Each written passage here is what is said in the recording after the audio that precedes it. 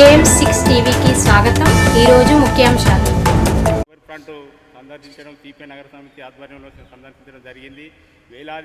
వందలాది కోట్లు రాష్ట్ర ప్రభుత్వం నిధులు విడుదల చేసి ఆ నిధులను దుర్వినియోగం చేసినటువంటి దాన్ని భారత కమ్యూనిస్టు ఆధ్వర్యంలో బయటికి తీసుకొచ్చడానికి ఈరోజు జాతీయ కార్యవర్గ సభ్యులు కామ్రేడ్ తాడ వెంకరెడ్డి గారు, అట్లాగే సిపిఐ రాష్ట్ర కార్యవర్గ సభ్యులు మరి వెంకటస్వామి గారు, అట్లాగే దీనికి సిపిఐ జిల్లా కార్యదర్శి పంజాల శ్రీనివాస్ గారు, అలాగే జిల్లా కార్యవర్గ సభ్యులు, కౌన్సిల్ సభ్యులు, ప్రజా సంఘాల నాయకులు పాల్గొనడం జరిగింది.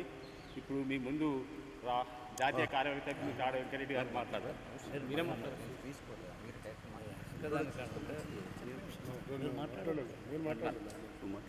కామ్రేడ్ మరి వెంకటస్వామి గారిని మాట్లాడవలసింది.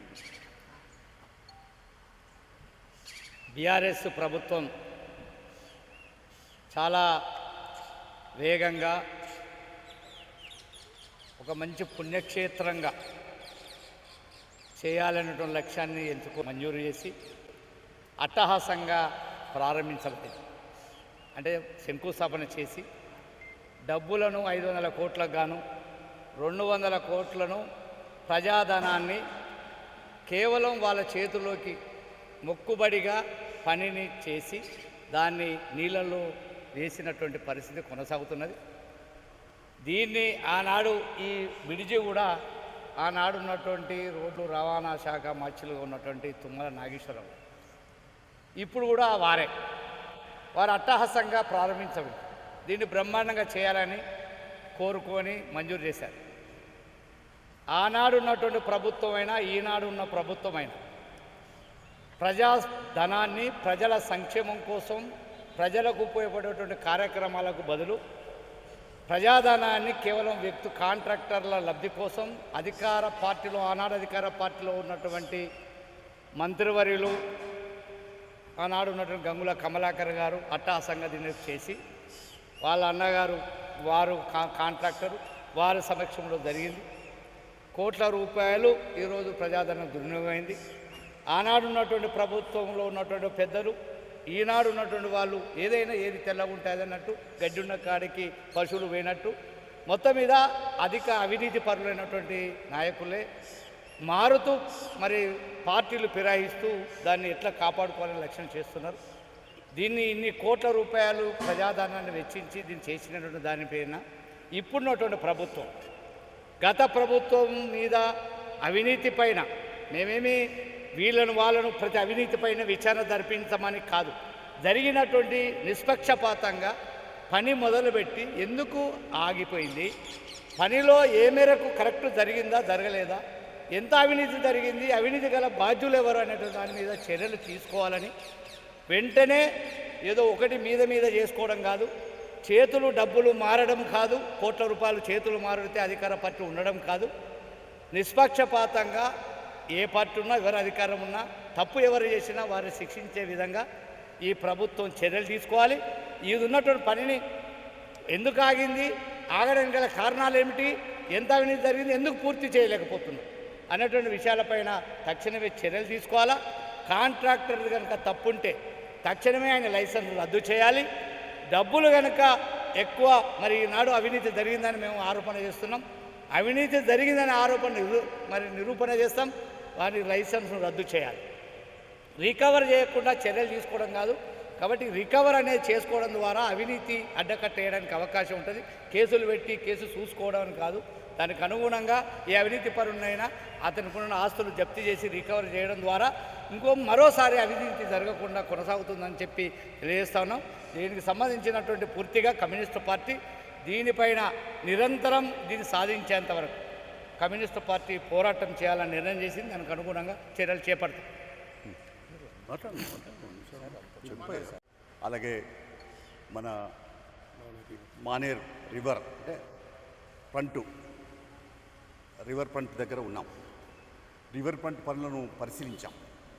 అవి చూస్తే అరకొరగాను అక్కడక్కడంతా ధర్మపురి మంగళూరు కదా ఏదో క్షౌరం చేస్తున్నట్టు ఒక దగ్గర చేసి ఇంకో దగ్గర పోయినట్టు ఇక్కడ కూడా అట్లాగే పనులు అక్కడక్కడ జరిగినాయి, అక్కడక్కడ ఆగినాయి. ఎందుకు ఆగినాయి ఏం సంగతి అనేది విషయం వేరు.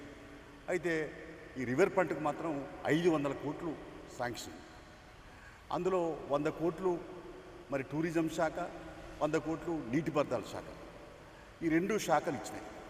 ఇది మరి సబర్మతి లేదా అక్కడ ఒక పెద్ద మన కువైట్కి పోయి అక్కడ విదేశీ పర్యటన చేసి అక్కడ ఉండేటువంటి ఇక్కడ ఏదో పర్యాటక రంగాన్ని అభివృద్ధి చేసే దిశలో ఆ వైపున ఆలోచన చేసి ఇక్కడ ఈ రివర్ పంటకు పథకం రూపొందించినట్టుగా అర్థమవుతా ఉంది. ప్లాన్ ఆఫ్ యాక్షన్ ఇట్లా రూపొందించబడింది.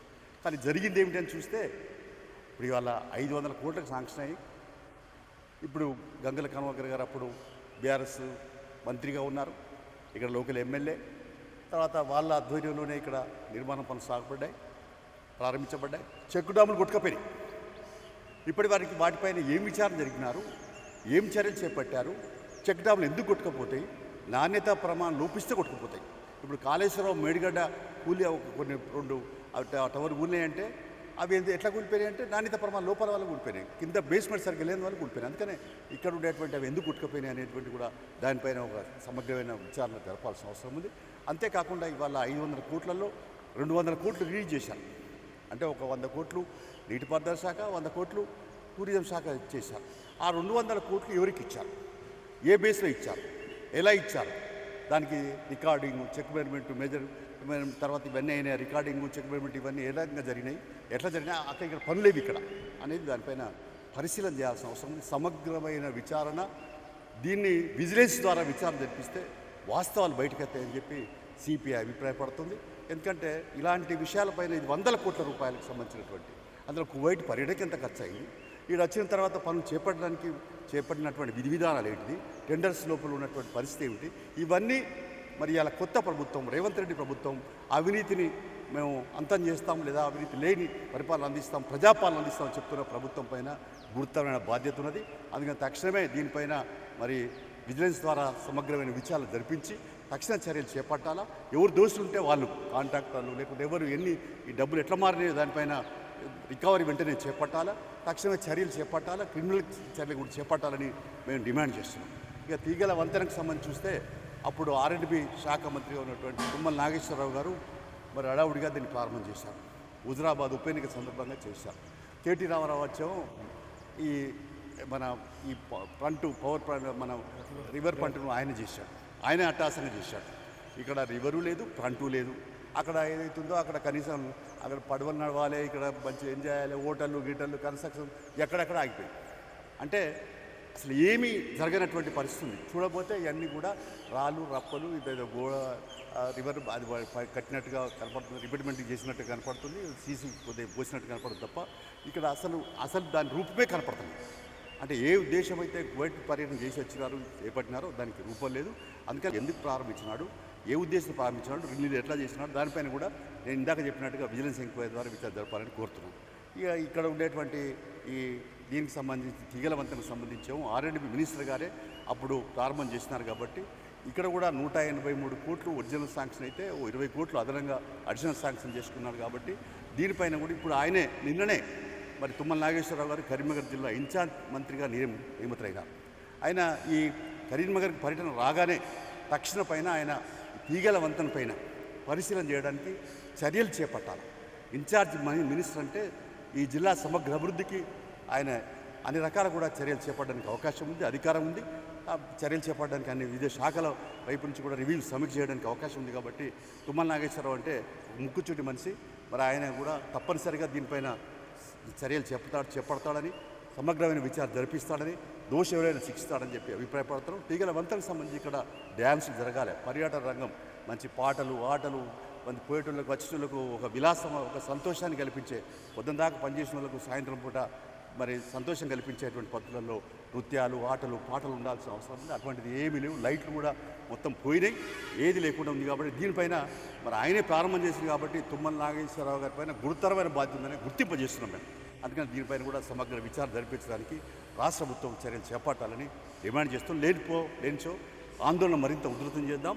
అవసరమైన పద్ధతులలో జిల్లా పార్టీ చేపట్టబోయే పోరాటాలు ఉద్యమాలు తప్పనిసరిగా రాష్ట్ర పార్టీ బలపరుస్తుందని చెప్పి తెలియపరుస్తూ ఏదైనా ఈ అవినీతి అంతమే సిపిఐ పంతంగా ముందుకు పోదామని చెప్పి తెలియపరుస్తుంది.